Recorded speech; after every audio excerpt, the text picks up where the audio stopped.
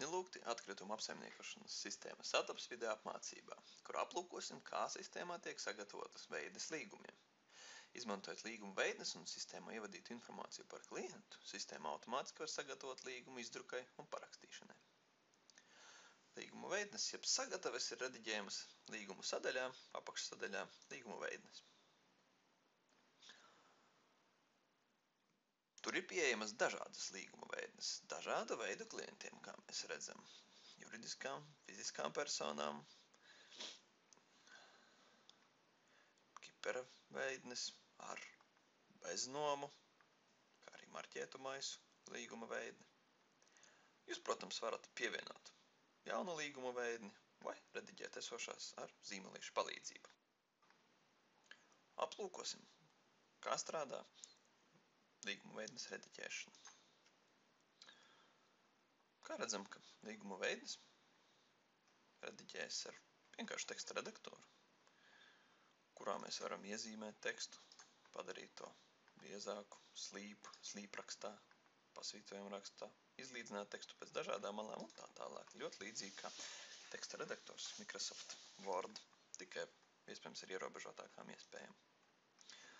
Kā redzams, pašā līguma saturā mēs redzam īpašus fragmentus, kas ir kvadrātiekavās.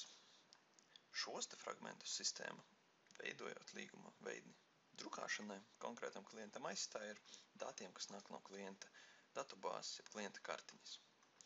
Kādi dati ir pieejami ievietošanai līgumā no klienta kartiņas, jeb datubāzes, ir redzami zemāk līguma aizstāja vārdi, nosaukumi ir blokam.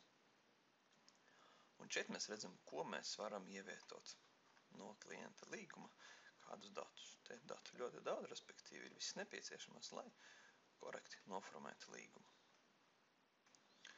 Līgumam, protams, var būt pielikumi, kas arī ir iespējami. Teiksim, šajā gadījumā mēs redzam pielikums konteinera,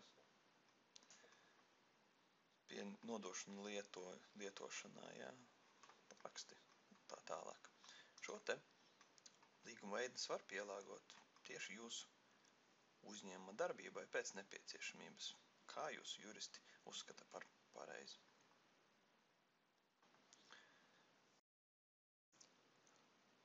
Tālāk aplūkosim, kā līguma veidni izskatās pašā līgumā.